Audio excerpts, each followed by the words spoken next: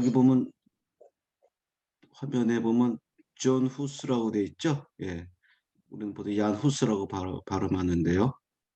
존은 아시다시피 요한, 예, 존으로 보통 쓰는데 체코어로는 얀이라고 발음하는 모양입니다. 후스는 이제 체코어로 거위라는 뜻을 갖고 있습니다.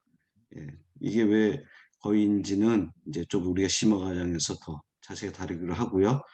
예, 이름의 어떤 뜻은만 잠깐 말씀을 드렸습니다. 예, 존, 저번 주에 존 위클리프 얘기했었죠. 예, 존 위클리프하고 그 야누스는 종교 개혁의 큰별 마틴 루터와 존 칼빈에 앞서서 그들이 빛나는 개혁자의 길을 가도록 종교 개혁의 길을 예비하는 거룩한 사명을 감당했습니다.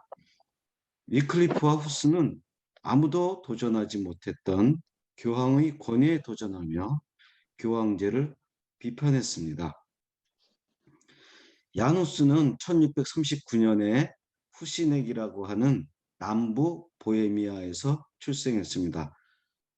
보헤미아는 오늘날 체코 서부 지역쯤인데요. 아까 우리 이경우 선교사님께서 잠깐 지도를 보여주셨지만 다시 한번 보시면은 체코는 이렇게 서부 쪽에 보헤미아, 오른쪽에 모라비아 이렇게 있죠. 예, 체코명으로 서부 지역을 여기 체이라고 그러는데요. 이 체이를 라틴어로 이제 보헤미아라고 합니다. 영어로도 보헤미아라고 발음하죠. 여기 보시면 여기 조그맣게 나와요. 여기가 프라하고요. 그러니까 보헤미아 안에 프라하가 있고 후시넥 야누스가 태어난 후시넥의 남부 쪽이니까 요 정도의 야누스가 태어났다고 볼 수 있습니다. 네, 1402년에는 그 베들레헴 교회 야누스가 베들레헴 교회의 주임 사제로 임명되어 말씀을 전하고요. 베들레헴 교회는 1391년에 지어졌는데요. 특별하게도 체코로 설교하는 조건으로 평신도가 설립한 교회입니다. 당시의 후스의 설교를 듣기 위해 체코의 민중이 구름처럼 밀려왔다고 하네요. 1409년에 후스는 자기가 졸업한 프라하 대학에서 총장도 역임합니다. 여기 프라하 대학에서 주로 위클리프 신학허고요. 저서를 해설하고 강의합니다. 그러나 1410년에는 프라하 대주교, 예, 프라하 대주교가 위클리프 저서들을 다 압수수색하고 얀 후스와 그의 추종자들을 파문시킵니다. 그러더니 1414년에 콘스탄츠 공의회가 열립니다. 공의회란 로마 카톨릭에서 교황의 소집에 의해 주교들과 추기경들 그리고 신학자들이 모여서 교리, 행정, 규율 등 여러 문제를 논의하고 결정하는 공식적인 종교 회의를 말하는데요. 콘스탄츠에서 열린 이 공회가 야누스의 화형을 의결했고요. 1415년에는 보헤미아의 거위 얀 후스가 46세 화형을 당합니다. 이 사진은 여기 보시면 여기는 콘스탄츠 공의의 옛날 사진입니다.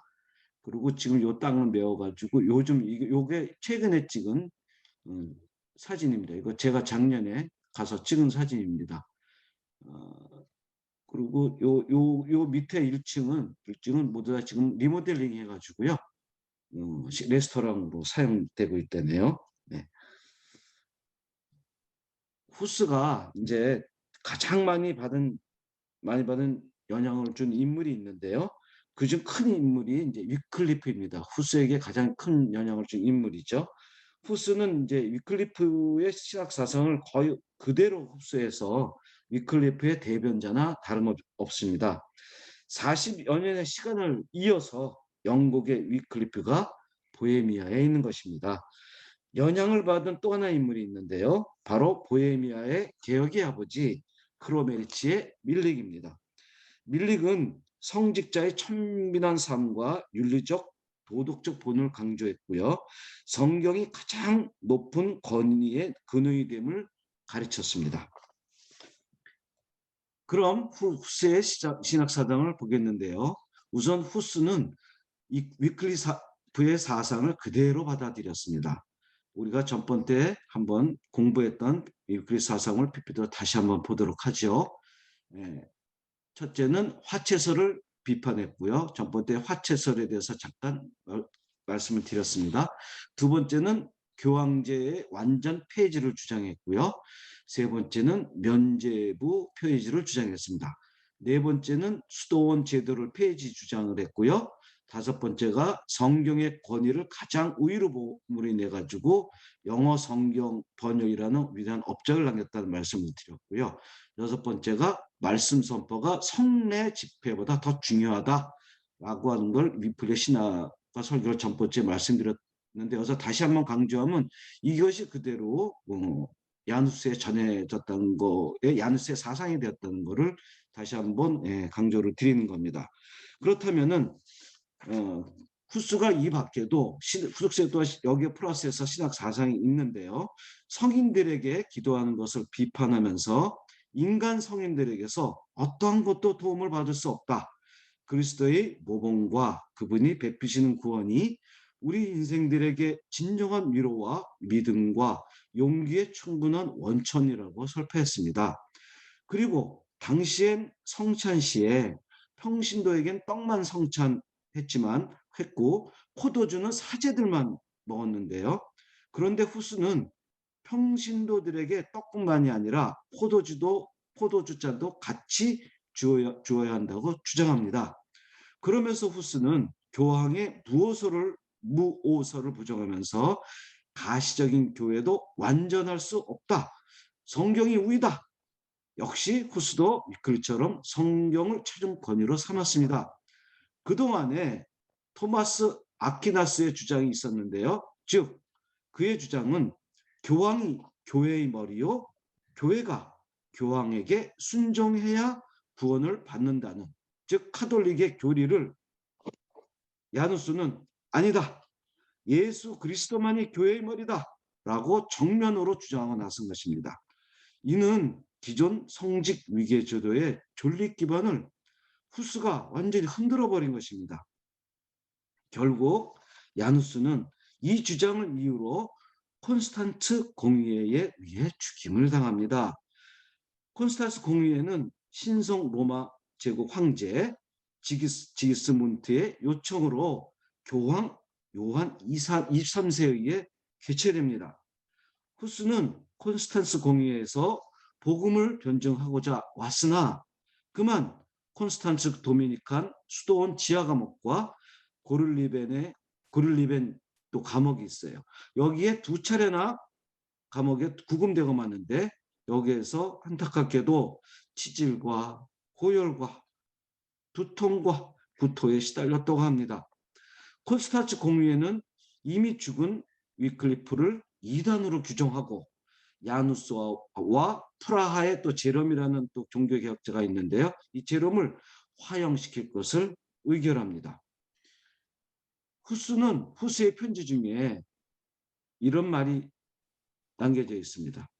현세를 주님의 은혜 안에서 끝내는 것이 거짓된 교리와 부패와 관습의 종로로 타는 것보다 훨씬 낫다. 진리가 최후의 승자이다. 주님께서 거룩한 순교자들을 거두어 주실 것이다. 적그리스도인 교황의 호통이 자신을 두렵게 할 수 없고 프라하의 선택된 자들을 두렵게 할 수 없다고 했습니다.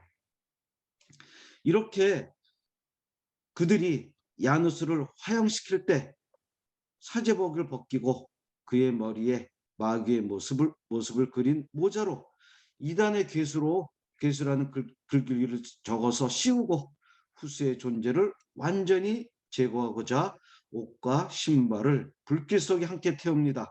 그리고 후스의 죄는 라인 강변에 뿌려집니다. 그리고 그 다음엔 제롬도 화형에 처해져 친구인 후스를 따라 갑니다. 여기 사진을 보시면요.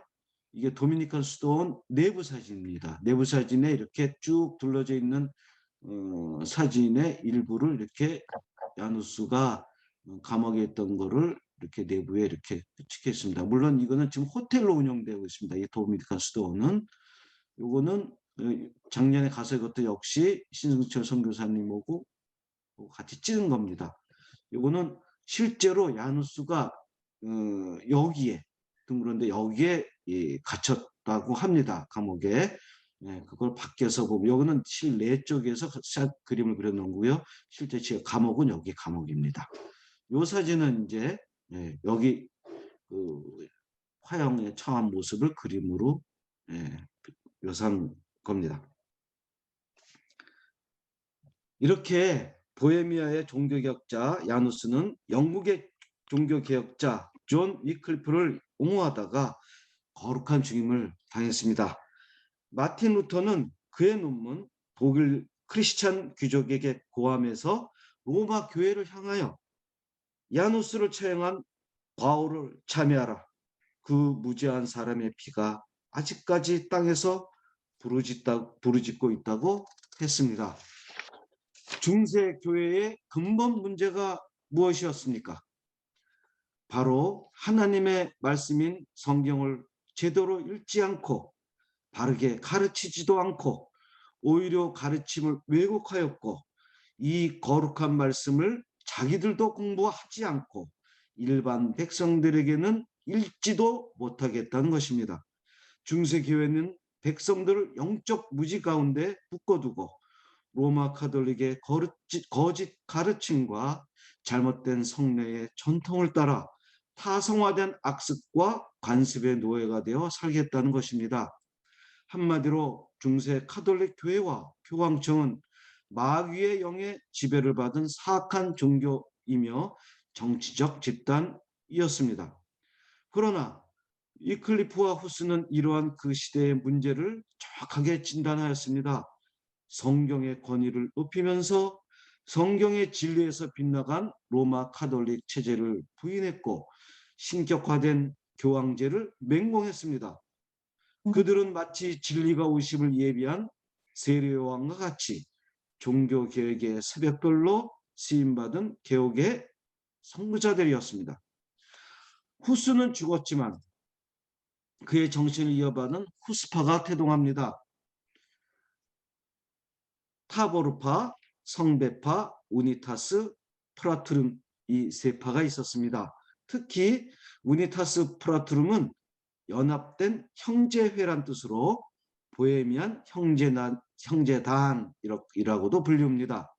이들 보헤미아 형제단들은 후에 진젠도르프 백작과 합작하여 모라비안 교회와 선교회를 설립하게 되지요.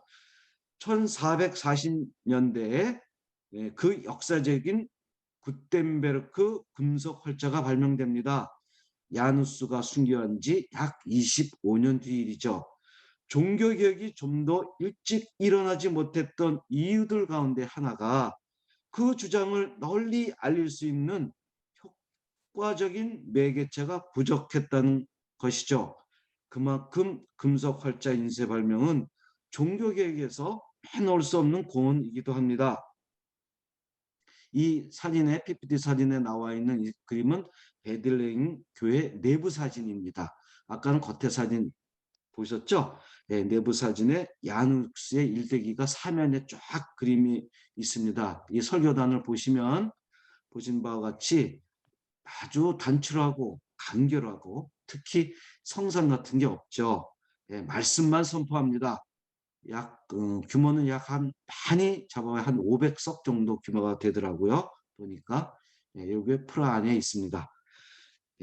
이렇게 위클리프부터 일기 시작한 개혁의 바람은 보헤미아의 후스를 거쳐 후스의 예언대로 100년 뒤에 다시 거위가 백조가 되어 나타난 종교개혁자가 있죠. 바로 루터에 이르게 됩니다.